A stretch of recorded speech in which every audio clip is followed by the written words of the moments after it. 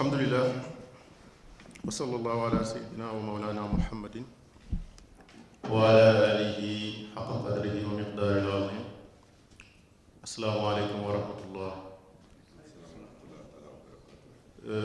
Ñoo ngi remercier toute la presse locale bi wuyu si suñu oote tey bi di leen jaajëfal. Am nañ yéene incha allahu taala à travers cette presse ñu échanger ay kàddu ak population bu Ross Béthio. Point de presse bii ñu woote tey ñaari ponk moo tax ñu woote ko bi ci njëkk mooy ñu présenter suñu équipe, maanaam suñu équipe bi ñu war a accompagner tout le long du processus, à commencer par les candidats et l'ensemble de ses collaborateurs, mais également ñu décliner suñu feuille de route bi nga xam ni moo ñuy war a yóbbu ci élection yooyu ñu jëm incha allah. Donc ñaari point yooyu moo tax ñu daje. Mais point de presse boo gis nag opportunité la pour la presse en général pour que ñu may leen ñu laaj ñu ay laaj ñu indi ci ay tontu incha allah. Kon comme ni ko bari waxee léegi ce sera open, il n'y aura pas de sujet tabou. Permettre aux journalistes yi nga xam ne ñoo présents dans la salle ñu interpeller ñu ci question bu leen soxla. Ginnaaw loolu je vais commencer par vous présenter ñi nekk ci table ji. Je commence par ma droite.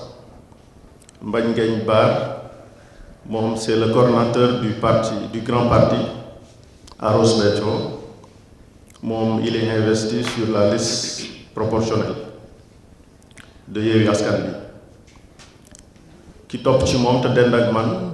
di Sidat Fall, imam wala président wala coordinateur wala macha allah titre yi bare na te loolu tegtal la ci njariñ bi mu amal Ross Béthio. Sidat moom mooy tête de liste proportionnelle bu Yewwi Askan Wi. À ma gauche j'ai Alioune Gueye. Alioune également c'est le coordonnateur communal du parti PASTEF fii à Ross Béthio. Moom également il est investi sur la liste majoritaire. Ki nekk ci wetam le grand Ibrahima Thiam, moom c'est le vice-président ou si vous voulez le vice-coordonnateur du parti PASTEF à Ross Béthio. Moom également il est investi sur la liste majoritaire. Alors man mii di wax ak yéen Abdoulaye Wade, je suis tête de liste majoritaire de la coalition Yewwi Askan Wi, candidat officiel de cette coalition aux prochaines élections législatives. Di gërëm aussi assistance bi, gis naa ci ñoom beaucoup de candidats ñoo xam ne si ñoo ngi suñuy liste investir nañ leen te ñu ngi def liggéey bu mucc ayib macha allah. Ginnaaw loolu dañu bëggoon profiter de cette opportunité pour wax leen ni équipe bii ma leen présenté tout à l'heure dafa nekk équipe boo xam ne si def nañ ay semaines et des semaines pour defar liste bi ñuy defar liste bi nag dañ ci jiital ay principes yu am solo chercher ci un équilibre bu ci njëkk mooy fexe ba quartier bu nekk gis ci sa bopp macha allah te loolu réussir nañ ko. Quartiers yi nekk ci Ross Béthio yépp ils sont très bien représentés ci liste bi ñu tabax. Beneen élément bi mooy je pense que nous sommes la seule liste à Ross Béthio boo xam ni tête de liste majoritaire ak tête de liste proportionnelle bokkuñu benn quartier. Récemment déglu naa benn chronique bu doon développer cet aspect-là et loolu c'est extrêmement important. Ci suñu liste également on a noté une percée remarquable ñu ñuy tuddee ñi nga xam ni xàmmewuñ leen ci politique à commencer par moi-même et mënoon naa ci citer ñu bare te loolu percée boobu boo ko gisee c'est-à-dire on veut changer la donne politique on veut changer les mœurs politiques façon de faire yi li nga xam ni politiciens traditionnels yi tàmmal nañ ko loolu dañu bëgg changer le système comme on a l'habitude de dire moo tax ñu noter cette percée remarquable de jeunes de femmes et d'adultes yoo xam ne si kenn xamu leen woon ci politique mais benn rek mbir rek moo leen ñor muy le développement de Ross Béthio leneen li nga xam ne si noté nañ ko également suñu liste c'est une percée remarquable de ñi ñuy tuddee en général les arabisants c'est de grands intellectuels en général qui sont diplômés dans de très grandes écoles mais comme dañoo nekk ci réew moo xam ne si njàngum tubaab dafa xaw a noot njàngum arabe ak njàngum diine souvent dañ leen di mettre en marge des processus, en marge de la société. Nous, on a cherché à les mettre au centre de nos préoccupations. La profondeur de leur réflexion dina permettre, en tout cas, nous, si nous tabac sur programme, nous tabac sur vision, nous avons une singularité, nous avons une différence fondamentale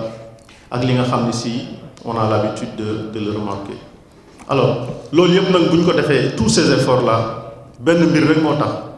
defar Ross Béthio tabax Ross Béthio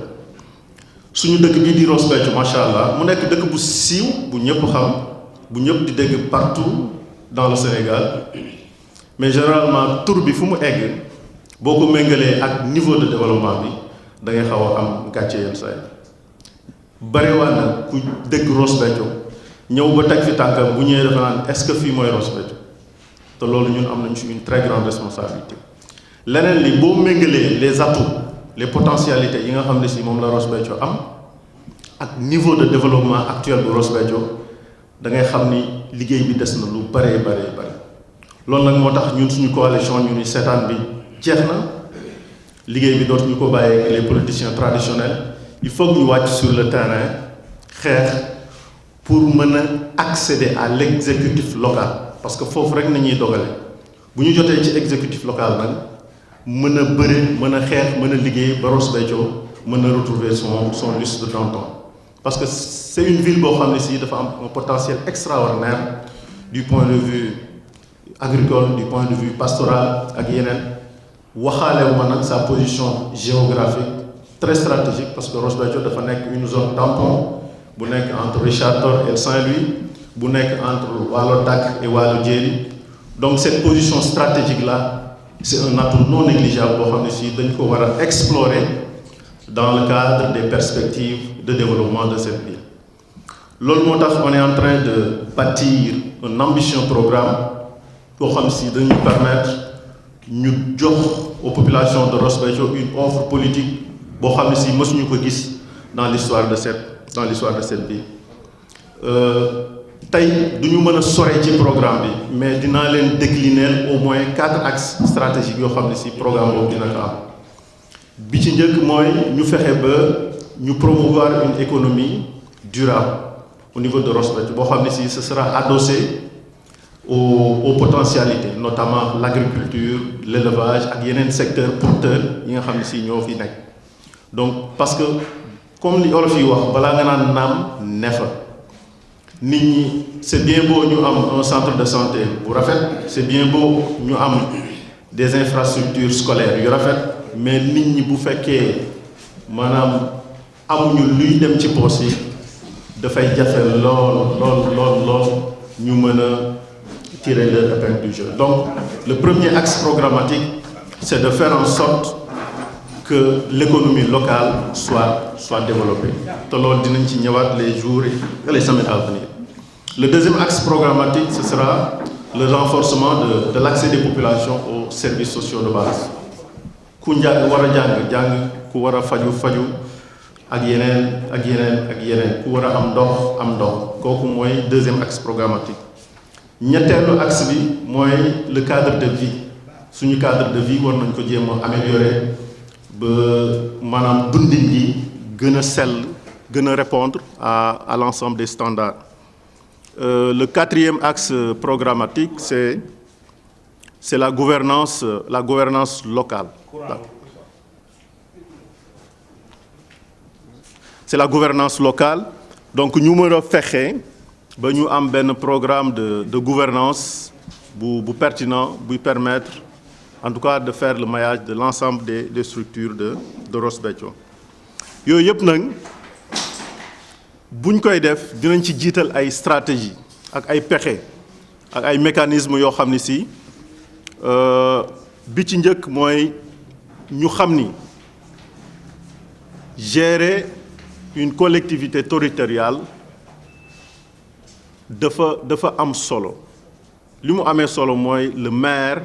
et l'ensemble de ses collaborateurs dañu war a nekk des animateurs du développement de la commune. Waruñu rek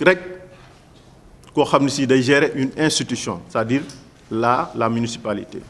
Mais dañu war a promouvoir le développement de Ross Béthio en général. Et pour promouvoir le développement de Ross Béthio en général, il faut s'y connaître en matière de développement. Pour promouvoir le développement de Ross Béthio en général également, il faut que ñu xam yan mécanisme, yan stratégie, yan outil, yan pexe moo lay permettre nga def loolu tey tuuti rek laa leen ci mosal en attendant ñu yegg ci suñu présentation programme bi ci njëkk mooy ñun danañu mobiliser toutes les forces vives de Ross Béthio. Si demain on accède au pouvoir dinañu mobiliser toutes les forces vives de Ross Béthio, en commençant par la société civile locale, en commençant par le secteur privé local, en commençant par les organisations des producteurs. Toutes ces forces-là, ñooñu ku ci nekk am nga une contribution boo war a apporter au développement de Ross Béthio. Mais loolu yëpp il faut que un maire bu am leadership bi bu am vision bi pour que mu mën a créer un mouvement d'ensemble pour permettre ñooñu ñëpp ku ci nekk apporter sa touche, apporter sa contribution au développement de Ross Béthio en général. te loolu am nañu ay pexe am nañu ay mécanismes ak outils yu ñu permettre ñu réussir sur loolu parce que def nañ ko defati ko de par notre expérience et notre parcours. leneen li nga xam ni si beneen axe stratégique la mooy naka ni ñuy def ba développer un partenariat stratégique avec ñoo xam ni parce que généralement comme j'ai l'habitude de le dire décentralisation état bi daf ñu jox compétences yu bare mais ak ay moyens yu néew ressources yi barewul. Parce que le budget Ross Béthio, d'après les renseignements que nous recueillir, ça tourne autour de moins de 300 millions. Et ça, c'est justement seulement le budget voté. Peut-être le budget effectivement recouvré, ça tourne autour de moins de 50% de ces moins de 300 millions. Donc, du point de vue ressources propres, Ross Béthio amul kattan bobu ñuy wax. Donc, bo amé commune bo xamné amul kattan bobu nak, il faut nga mëna développer des alternatives. Qui lui permettre de combler un peu ce déficit budgétaire. Et alternative, nous avons un partenariat stratégique dynamique avec le secteur privé. Nous avons un partenariat stratégique dynamique avec les partenaires au développement, les ONG et tous les acteurs de développement. Mais également, nous développer ce qu'on appelle la coopération décentralisée. Donc, nous avons ay connaissances am nañ ci aussi mécanisme yu ñuy laal pour que loolu mu mën a yemb. Mais le plus important et foofu laay terminer par rapport à la stratégie mooy un programme de gouvernance locale ou j'allais dire un programme de bonne gouvernance locale puisque comme on dit en wolof uude nu mu la gisee rek noonu la lay ñawale bu fekkee bëgg nañu suñu dëkk bii soqeeku ñun ñoo war a defaraat suñu toogaay en termes de gouvernance en termes de gestion en termes d'éthique en termes de moralité foofu noonu Ross Béthio on a du pain sur la planche c'est-à-dire on a du travail à faire mu doon mairie bi mu doon organisation producteurs yi mu doon société civile bi ku ci nekk à son niveau am nga liggéey boo war a def pour que suñuy doxalee suñuy process suñuy gisin yooyu mu dëppoo avec les principes de gouvernance. Tant que loolu amul nag ça va être très difficile nga mën a développer des partenaires stratégiques parce que partenaires yi bu ñu ñëwee dañuy xool yow ndax sa doxalin sell na ba pare avant ñuy nouer un quelconque partenariat ak yow donc loolu c'est extrêmement important. Alors pour y aller on a déjà dressé une feuille de route boo xam ne si ñaari aspect la benn bi c'est un aspect purement politique influencing beneen bi c'est un aspect purement programmatique. Alors côté politique influencing bu yàggul dara on a validé ma candidature comme le candidat officiel de la coalition Yewwi Askan Wi depuis lors nag toogatuñu ñoo ngi liggéey ñoo ngi def massification ñoo ngi waxtaan ak askan wi parce que lii c'est une élection locale c'est une élection de quartier c'est une élection de famille donc moo tax suñu approche on a privilégié le contact direct dem ci jeunes yi dem ci femmes yi dem ci porteurs de voix yi waxtaan ak ñoom fësal leen suñu projet de société fësal leen quelle est notre différence par rapport ak yeneen coalition yi fi nekk te loolu ci nañu nekk moom nañuy continuer incha allah ba le 23 janvier 2022. Maintenant li nekk suñu kanam on a prévu un meeting d'investiture boo xam ne si dinañ ko tenir le 11 décembre incha allah fii à Ross Béthio. Ce sera un grand moment de mobilisation pour démontrer la force de la coalition ici à Ross Béthio. Donc je vous prie de prendre date le 11 décembre incha allah dinañu tenir un grand meeting d'investiture boo xam ne si dinañu permettre ñu wane suñu force de frappe. Et maintenant en janvier incha allah bu campagne bi démarrer également dinañ poursuivre suñuy activité de causerie de discussion de plaidoyer pour convaincre le maximum d'électeurs possible à voter la coalition et la liste Yewwi Askan Wi. Ça c'est le côté purement politique. Alors sur le plan technique parce que ñun ay techniciens lañu yu tàbbi ci géewu politique bi ñun on va utiliser suñu savoir-faire on va utiliser suñu expérience au profit de Ross Béthio. moo tax le 9 octobre dernier on a lancé ce qu'on appelle les consultations citoyennes. Qu'est-ce que ça veut dire les consultations citoyennes maanaam ñun dañ ne duñu tëju mukk ci salon di bind suñu programme dañuy delluwaat d'abord ci askan bi waxtaan ak ñoom dans tous les secteurs santé hydraulique éducation environnement cadre de vie secteur bu ci nekk on a déployé des enquêteurs ñu dem fa waxtaan ak ñi nga xam ne si ñu nekk ci secteur boobu liñ ci jublu woon ci waxtaan boobu mooy d'abord am un aperçu des problématiques de l'heure mais également am une orientation sur les perspectives et ça c'est extrêmement important.